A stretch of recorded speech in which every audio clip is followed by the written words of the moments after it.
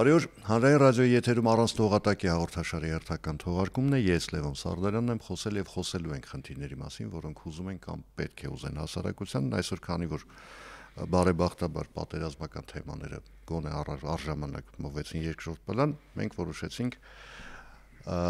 անել մի հարցազրույց, որը շատ երկար է սպասվել, ես առնվազն փորձել եմ իմ զրուցակցի հետ հարցազրույց կազմակերպել առնվազն 4 տարի չի հաջողվել, այսօր հաջողվեց։ Այսօր իմ զրուցակիցն է Փյունիկ ակումբի նախկին սեփականատեր, ներկայում Փյունիկ դպրոցի սեփականատեր, գործարար Արթուր Սողոմոնյանը, բարև ձեզ, պարոն Սողոմոնյան։ Բարև ձեզ։ Պարոն Սողոմոնյան, Փյունիկ ակումբից նկատի ունեմ վաճառքից հետո դուք այսպես մեծ հարցազրույց տալու այդպես հնարավորություն չի եղել կամ չեք ցանկացել, հիմա այսպես կարելի ասել բացառիկ հարցազրույցի ֆորմատով կարող ենք խոսել խնդիրների մասին։ Ինչու այնուհանդերձ որոշեցիք դուրս գալ ակումբից, նկատի ունեմ վաճառել Փյունիկը։ Դե երևի նրանք ով հետևում են ֆուտբոլին, տեսնում են մեր պայքարը Փյունիկ ակումբի եւ իմ անձնական պայքարը Սիմիկվա ֆեդերացիայի ղեկավարության հետ, երևի կուրսեն, որ մենք հասանք այն պահի, որ իմ մնալը արդեն ավելի շատ երեխաներին վնաս էր բերում, քան ստե օգուտ։ Մի կողմից ես ամեն ինչ անում եմ, որ զարգացնեմ, մյուս կողմից այդ ղեկավարությունը այնքան էր հետս փորձում տարբեր ձևերով վիճել կամ հանել ինձ ֆուտբոլից, որ սկսեցին արդեն երեխեքին, օրինակ Փյունիկի երեխեքին հավաքական չէին կանչում։ Մենք բոլոր հասակներում առաջի տեղով գնում ենք ու իրոք շատ տաղանդավոր երեխեք են, ես հպարտանում եմ, որ այդ երեխեքը ոնց որ ես էլ կապ ունեցա, մեծացան ու դարձան տենց զոր համ ֆուտբոլիստ, համ որպես անձնավորություն, ես համոզված եմ, ես մոտի տարիները մենք այդ բոլորս այդ ամեն ինչը կտեսնենք ու իրանց ինադու չեն կանչում, ինչա իրանք Փյունիկից են, ծնողները գալիս են իմ մոտ, ասում են մենք սիրում ենք ակումբը, մենք ուզում ենք մնանք, բայց հասկացեք ոնց որ մեր համար դա շատ կարևոր է, երեխեքի համար կարևոր է ու ես արդեն հասկացա, որ սենց չի լինի, վերջի տարին կարող եք տեսել եք եւ Փյունիկը գլխավոր ակումբը մեզ զրկեցին բոլոր դաշտերից, հնարավորություն չունեինք պատրաստվել Չնայած այդ տարի մենք այդ առանց բոլոր այդ դժվարությամբ մենք համ մեր առաջի թիմը դարձավ չեմպիոն, համ աղջիկի թիմը դարձավ չեմպիոն ու եւ մեր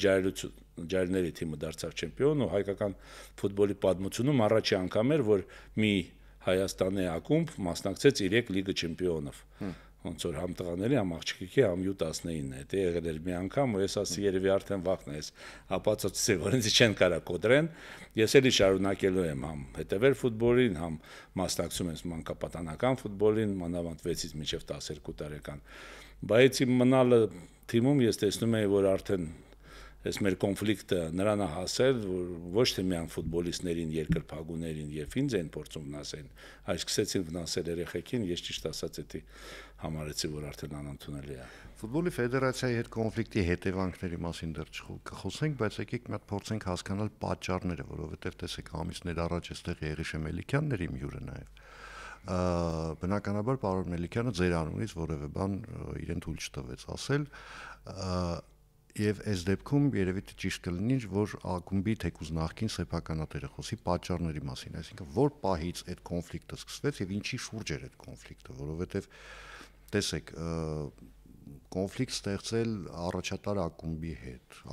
հետ, որը ըստ էության մատակարարում է հավաքականների ֆուտբոլիստներ, տարբեր տարիքային խմբերում, այդ թվում նաեւ ազգային հավաքականի որը ունի բավական զարգացած մանկապատանեկան դպրոց։ Տրամաբանական չէ, այսինքն ֆեդերացիան, որը ըստ էության պիտի դրոշակ սարքի ասի, այ տեսեք, այ մորոք, այսպես եղավ, ինքը գնում է կոնֆլիկտի, ինչու է այդ կոնֆլիկտը ստեղծվում։ Տեսեք, մենք պետք է առաջնահերթ հասկանանք այդ մարդկանց նպատակը։ Իրանք ինչու համար են եկել ֆուտբոլ։ Օրինակ ես շփոթվա, ինձ թվում էր, որ այդ մարդիկ եկել են ֆուտբոլը զարգացնելու, ես էլ եմ այդ նպատակով եկել, իմ անձնական գումարը ծախսում եմ ու եւ հաճույք եմ ստանում, երբ որ տեսնում եմ, որ դա արդյունք է բերում։ Ինչ ես կներեք, էլի մի հատ միջանկյալ հարց տամ, կներեք, անհամեստագույն հարց եմ տալու։ Այն ամբողջ ընթացքում 17 թվականին, եթե չեմ սխալվում, դուք ձեռք բերեցիք Փյունիկ ակումբը, ինչքան գումար եք դուք ծախսել եք։ Ну ես նայեցի վերջերս հաշվեցի, ու $18 միլիոն ես ծախսեցի։ այս տարիքների 8 տարվա կարելի ասել ընթացքում։ Այսինքն $18 միլիոն, որը դուք գիտեիք, որ չի վերադառնում, որտեղ հայկական ֆուտբոլում գումարը հետ չի գալիս։ Խոսքի մասին չի, այստեղ արդյունքը ոչ թե եկամուտն էր, այլ ուրիշ արդյունք էր, ու ես հետի սկսեցի ստանալ, ասենք թե օրինակ ես համոզված եմ, որ մեր այսօրվա 2007, 8, 9 թվի ծնված երեխեքը Հայաստանում լավագույնն են ու շուտով ինձ թվում է եւ մենք իրանց կտեսնենք ուրիշ այլ թիմերում։ Հա, բայց իմ համար դա էր ամենամեծ արդյունքը, ոչ թե եկամուտը։ Ու դրա համար ես պատրաստ եմ հասկանալով այդ ամեն ինչը անում։ Լավ, հիմա վերադառնանք ֆեդերացիային, ոնց որովհետև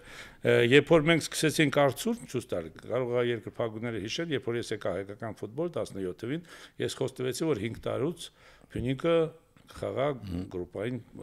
փուլ ու կատարեցի իմ խոսքը, մենք դուրս եկանք ու շատ լավ հանդես են գալիս, իրոք դաժե այն արդյունքները ենք հասել, որ Հայաստանում մինչև մեր թիմ ոչ ոք չի կարողացել մտնի գրուպա եւ սկսի խաղեր հաղթել այս գրուպայում։ Հա, չգիտեմ, ես մինչև այդ չեմ ասում, թե նախանձություններ այդ մարդկանցից, թե ինչ էր, թե իրանք շատ վախեցան, որ կարող է ազդեցությունը մեծանալի, որովհետեւ հիմի օրինակ ես շատ հստակ հասկանում եմ իրանց նպատակը։ Իրանց նպատակը միան պաշտոնն է, այդ կրեսլոներն է եւ գումարն է, որ ստանում է։ Բայց որպեսզի պաշտոնը մնա, այսինքն աթոռը մնա իմ տակ, լավ, իմ վերաբերեմ օրինակը։ Եթե իմ տակ մնա, որպեսզի իմ տակ մնա, ես պիտի օրինակ հանրային ռադիոյում արդյունք ցույց տամ, հա։ Դե դուք արդյունքները տեսնում եք, այս Վրաստանին, որ մենք կոպշի 1-9 հաշվով պարտվեցինք, հələ պատմությունում տենց բան չի եղել։ Մեր բոլոր մանկապատանական հավաքականները 17, 19 եւ 21 մենք մասնակցում ենք Եվրոպա։ Բոլոր թիմերը վերջի տեղով են գնում ու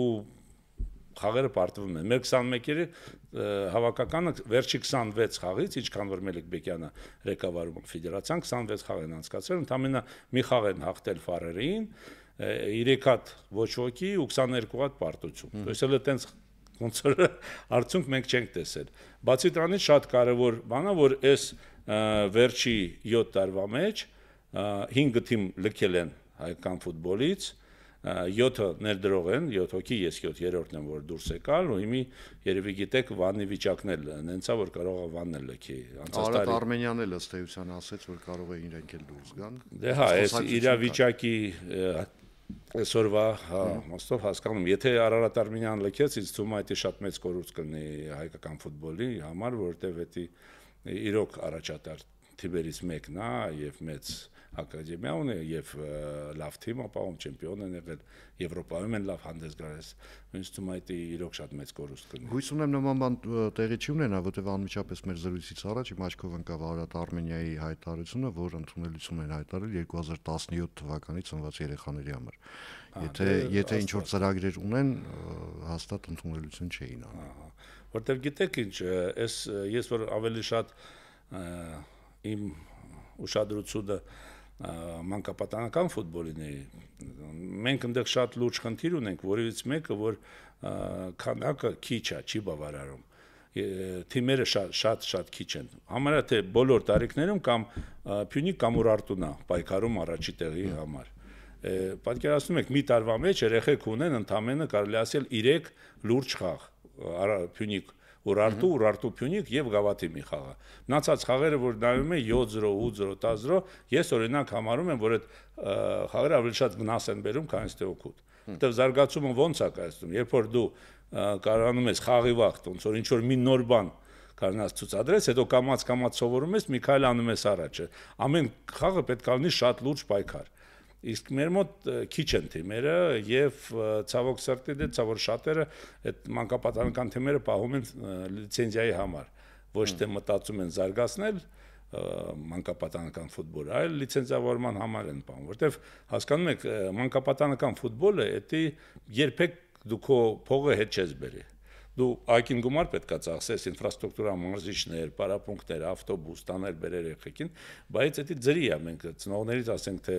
ով որ պրոֆեսիոնալ պարապում է, ոչ մի գումար չենք վեկալում ու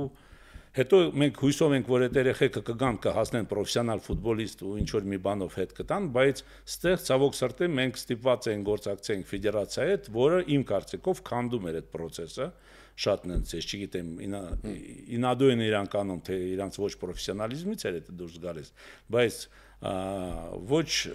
նորմալ մարզիչներ են սովորացնում լիցենզիա տալիս։ Հավաքական այսօր բոլորը գիտեն, որ այդ տարիքներում մեր մոտ ծանոթությամբ են կաչում, ոչ թե լավագույն երեխեքին, հենց դրա համար է այդ լրիվ ինչ որ մենք տեսում ենք արդյունքները։ ԲԿՄ-ան, որ իրանք որոշեցին, իմ կարծիքով դա երևի այսօր հայկական ֆուտբոլ քանդողը ամենամեծ խնդիրը երևի ԲԿՄ-ն է, որովհետև որ դու ընդունվես ԲԿՄ-ը քեզ բանակից ազատում են 16 տարեկանից ծնողները արդեն սկսում են ոչ թե մտածել ոչ թե երեխեն զարգանա ֆուտբոլ խաղա, այլ ոնց ընկնի ԲԿՄ-ը, որ ազատվի բանակից։ Օրինակ էս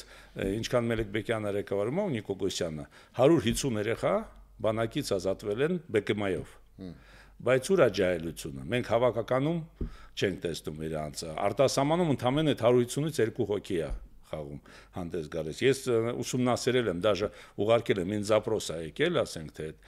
անվտանգությունից, բակարակ ազգանունները տակ, որ ապացուցեք ձեր խոսած։ Ես սա բոլոր ազգանունները տվեցի։ 23 հոգի, որ նոյեմբերի 19 թվին գնացին բանակ, 23 հոգի ազատվան բանակից ու ծառայության տեղ ֆուտբոլ են խաղում։ Հիմի մեջներից ընդամենը 6 հոգի խաղում է Բարսագուն լիգայում ֆուտբոլ։ 17 հոգի կամ լքել են ֆուտբոլից կամ ինչ որ առաջի լիգայում են խաղում կամ ուղղակի միան ազգանուններն է, բայց դաշ դուրս չեն գալիս։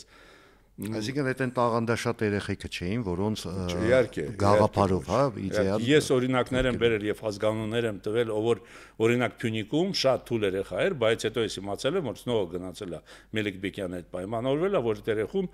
տանել ԲԿՄ, բանակից ազատեն, ես զանգել էի Մելիքբեկյանը, ասում եմ, ինչ ես անում,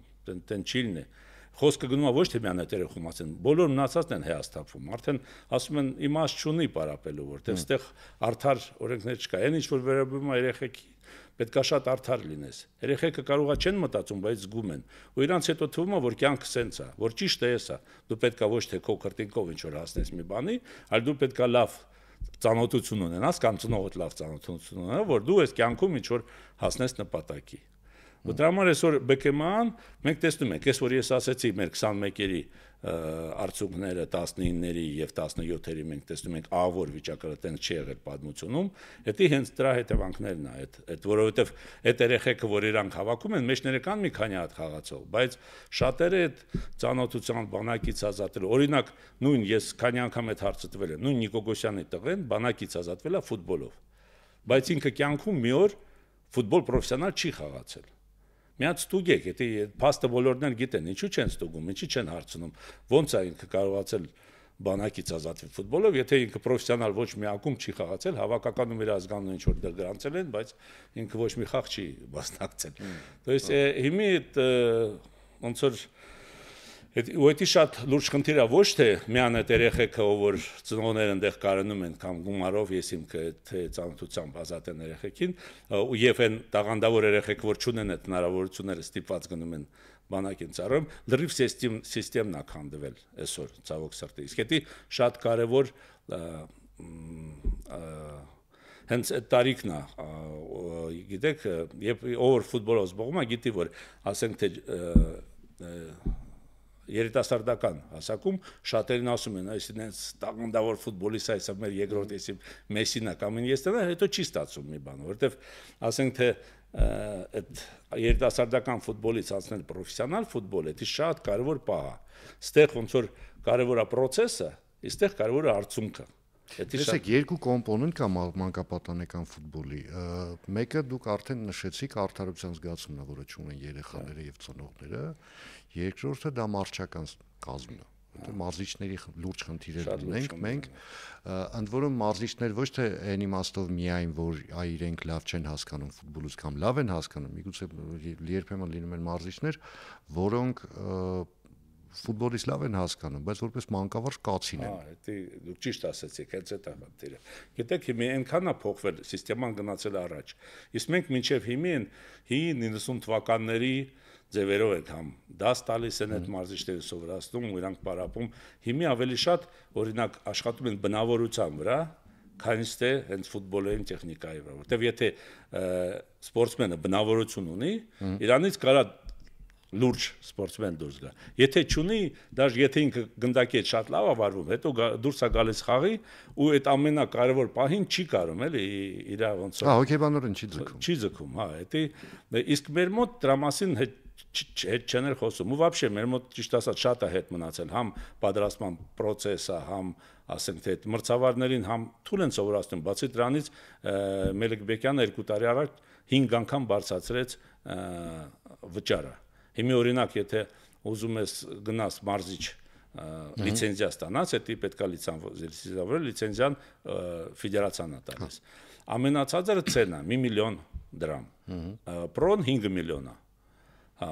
ու դարձել մինչև այդ 5 անգամ է վաճառաբանությունը որն է։ Դες մարդիկ մտածում են իմաստը որն է, ես գնամ տաքսի աշխատեմ ավելի լավ, քանից թե 1 միլիոն պետք է հավաքեմ։ Տամ հետո 150,000-ով ոնց որ աշխատավարձով աշխատեմ, թե 200,000-ով։ Հա, հետո էլ բայց աչքի առաջ պետք է ունենա, որ հələ 5 միլիոն էլ պետք է վճարեմ, հետո։ Ահա, ու ամեն անգամ պետք է առաջ գնալու համար վաճառաբանությունը որն էր։ Իմ կարծիքով այնքան շատ մարզիչ ունեինք, որ եկեք թանկացնենք, որ մարդիկ իմ կարծիքով вообще չեն հասկանում ֆուտբոլի ինչ բան է, ոչ Մելիք Բեկյանը, ոչ Նիկո Գոսյանը։ Ես պատրաստ եմ դա ապացուցել, քանի անգամ իրանց հետ եմ զրուցել ու ես համոզված եմ, որ ես չգիտեմ, իրանց համար երևի դա առաջնահերթ պաշտոնա կամ դուք ճիշտ հարց տվեցիք, ասենք թե ինչից սկսվեց մեր կոնֆլիկտը։ Ես կարծում եմ, որ մեր կոնֆլիկտը սկսեց նրանից, որ ես ինչ որ մի նպատակով եմ եկել, իրանք ուրիշ ու մեր նպատակները իրար հակասցկում են, որովհետև իրանց թված, որ իրանք եկել են ու պետք է ղեկավարեն, իրանք ինձ ուղղակի օրինակ թելադրում են, ինչ ես իրավունք ունեմ խոսալ լրագրողների հետ, ինչ իրավունք չունեմ, հենց դրա համար մեզի բոլոր դաշտերից զրկեցին։ Ես ասացի, բայց լսեք, ես իմ գումարն եմ ծախսում, դուք պետք է աջակցեք ինձ, ոչ թե հրամարեք, ես ձեր խորհուրդը չի հետաքրքրում, այլ պետք է աջակցեք։ Ես օրինակ հանդիպեցի մի անգամ Կաբիաշվիլի հետ, Վրաստանի Ֆեդերացիա պրեզիդենտը, մենք 2.5 ժամ նստած խոսացինք, շատ հետաքրքիր անձնավորություններ, ու ես զարմացա ինչքան ինքը խորը հասկանում է ֆուտբոլը։ Դրանից հետո մի քանի անգամ ինքը զանգում էր, ասում էր, եկեք, մեր մոտ ամեն ինչով կաջակցենք, ստադիոնը կսարքենք, նվեր կտանք ձեզ։ Ամեն տարի համ ֆեդերացիան, համ պետությունը գումար է տրամադրում նրանք, ով որ իրանց փողը ծախում, ասենք թե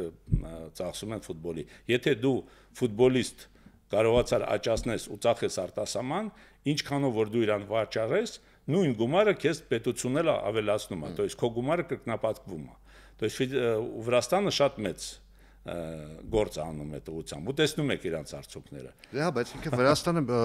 ես իհարկե բոլորից եմ ներողություն խնդրում իմ այս գնահատականը, մի քիչ ավելի ֆուտբոլային երկիր է, քան Չէ, ես չի ասում։ Չէ, այն իմաստով հիմա տեսեք, Վրաստանի նախագահը նախկին ֆուտբոլիստ է։ Այդ կողմից է։ Հա, Թբիլիսիի քաղաքապետը Կախակալաձեն նախկին ֆուտբոլիստ է աշխատած։ Եթե գիտեք ինչ է ցույց տալիս, դա այն է ցույց տալիս, որ Ճիշտ է, մենք ժամանակին ծանրողներին դեսպան էինք նշանակում։ Եվ քաղաքացիություն է դարձնում կամաց, հա։ Ես չգիտեմ լավ է թե վատ երևի շատ վատ, բայց իրոք որ նայում ենք այսօր Վրաստանում, որ այդ մարդիկ արդյունք են ցույց տվել, հասկանում եք, իրանք հարգանք ունեն, որտեղ իրանք արդյունք են ցույց տվել ու շարունակում են ցույց տալ։ Երբ որ մենք հիմա նայում ենք նոր 21-երի առանձնությունը, հələ որ ընթացքի մեջ է, այսինքն սա երբագիչնա։ Վրացիք դուրս են եկել, հա, պլեյոֆում խարվատներին հաղթեցին։ Մերոնք 10 խաղից 2 միավոր են հավաքել, 2 նիչյա։ 8 պարտություն։ Երբ ֆեդերացիային երկրպագուները մասնավորապես մեղադրում են արդեն, ոչ թե քննադատում են, այլ մեղադրում են մանկապատանեկան եւ երիտասարդական թիմերի խայտառակ արդյունքների համար, իսկ դրանք խայտառակ են, այլ բառ ուղղակի չկա, որովհետեւ խփել 2 գնդակ ընդունել սեփական, ասենք 20-30 գնդակ, այդ մի քիչ անհեթեթ է ֆուտբոլում, դա միգուցե բասկետբոլում տրամաբանական հաշիվներ կլինեին, բայց ինչ է ասում ֆեդերացիան, բազմիցս ես հետևել եմ արձագանքների, նախ չի ընդունում քննադատությունը եւ հետո ասում է, գիտեք ինչ կա, այս վիճակի համար մեղավոր են ակումբները, այ ակումբները նորմալ դպրոցներ չունեն, նորմալ երեխեք չեն մեծացնում, ֆուտբոլային իմաստով նորմալ երեխեք, հետեւաբար մենք ունենք այն ինչ որ մենք ունենք, ինչ պետք է աներ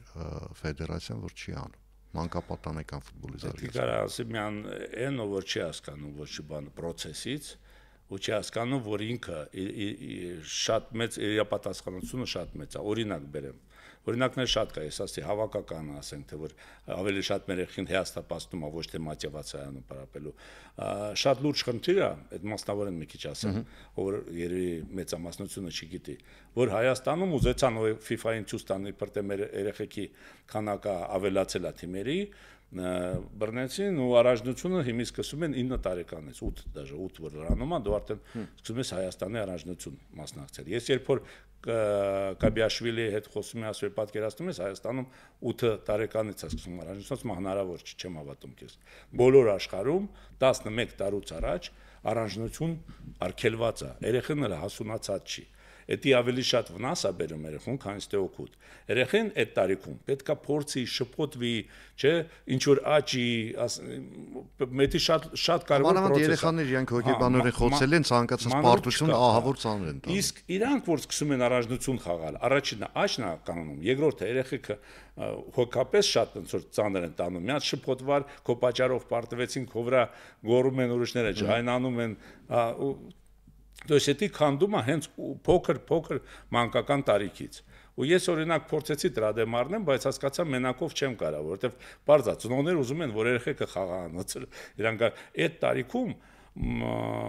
անցկացնում են մրցաշարներ շաբաթ-կիրակի, օրինակ հավաքվում են ինչ որ մի հայտնի ֆուտբոլիստի անունով մրցաշար են, ու այդ օրվա մեջ երեխեն օրինակ 4-5 խաղում է իրար հետևից ֆան աստանում, մի քիչ ինչ որ բան սովորում է, հետո всё գնաց մնաց ասենք թե մյուս ամիս էլի պատրաստում է այդպես մրցաշարի։ Իսկ որ իրանք դարձել են Հայաստանի առաջնություն, Էդի ասեմ, համ շատ մեծ վնաս է բերում, հետո տեսեք, երեխեն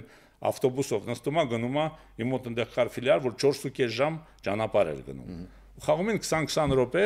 հետո 4.5 ժամ հետ են գալ։ Դաժե Երևանի մեջ համարյա կես ժամ, մի ժամ տևում է, գնում են, դե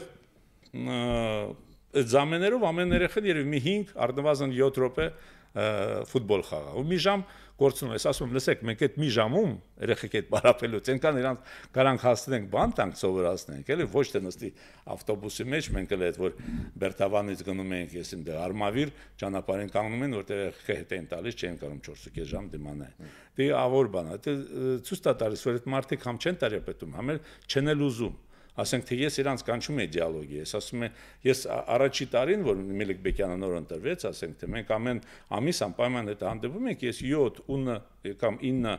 ասենք թե հոդված ունեի գրած, որ գալիս է ասում եմ, արի սրաշուրջ խոսանք, սրաշուրջ, ամեն անգամ մենք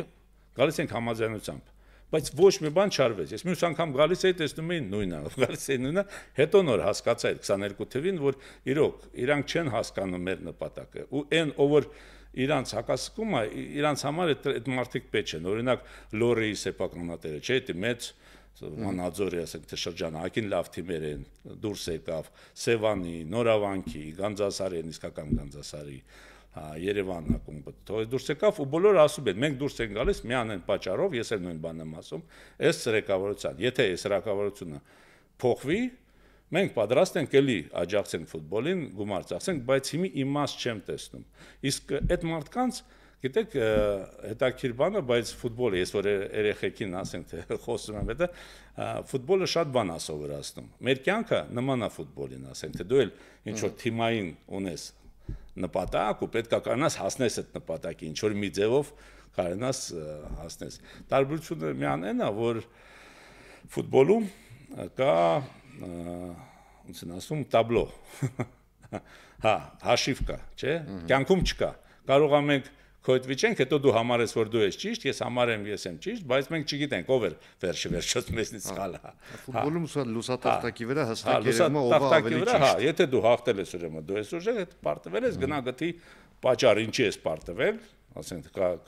կարենաս էդի լուծես ու մյուս անգամ դու հաղթես, չէ՞։ Այդ առումով ֆուտբոլը շատ տենց համ ցուցիչ է, համ հետաքրքիր է։ Հիմի օրինակ հայկական ֆուտբոլը բոլոր բաղավարում աղավոր վիճակ։ Բայց այդ մարդկանց չի հետաքրում արդյունքը։ Գիտեք ինչով է տարբերում պրոֆեսիոնալ եւ լյուբիտելսկի, սիրոական։ Պրոֆեսիոնալ սպորտաձևում կարևոր է արդյունքը։ Իսկ սիրոական կարևոր է բարոյական հաղթանակ։ Հա, process-ը, հա։ Դու զարգացնում ես, բայց արդյունքը այդքան կարևոր չէ։ Իրանք զբաղվում են պրոֆեսիոնալ ֆուտբոլով, բայց արդյունքը Вообще չէ, ու իմ համար դա ցավալի է։ Ես ինչու եմ եկել այսօր խոսում, որտեվ ես մի կողմից տեսնում եմ, որ իրոք այդ որ դուք ասեցիք վրացիք մեզնից ավելի ֆուտբոլային, ես համաձայն չեմ։ Մեր երեխեքը շատ ընդունակ են։ Ու այս մեր հայկական, ասենք թե ազգի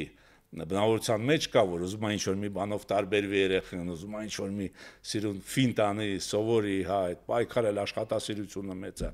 երեխեքի մեջ։ Ու մենք կարանք այդ ամեն ինչը ոնց որ համզարգացնենք, ու դա ոչ թե միայն ֆուտբոլում օգուտ կբերի, դա նոր սերունդներ կաճաստի։ Ու ես այդ ամբողջը տեսնում եմ այդ իմ ձեռների մեջ, բայց մյուս կողմից այն մարդիկ, ով որ պատասխանատու են, ով որ ղեկավարում են այդ process-ը, նենց են անում, որ ներդրողները դուրս են գալիս։ Իրանք ասում են ակումբներ, բայց դուք եք լարում։ Լորին այդքան ուներ մանկական թիմ։ Սևանի սեփականատերը Տիգրան Ակոպյանը դաշտ էր սկսում կառուցել, երեխեք էր հավաքում, իրան արգելեցին, ես այդպես բան չեմ լսել, արգելել են, որ մարդ փող դնի ֆուտբոլ, ներդրում անի ֆուտբոլ։ Ինքը գնաց կաս հաղթեց, որտեղ աբսուրդ էր բոլոր հասկանում, բայց ասեց, ես դրանից հետո էլ չեմ վերադառնա, գնաց Վրաստան, Թել Ավիվին վեկալեց, սկսեց այնտեղ գումար ծախսել։ Լավ, հիմա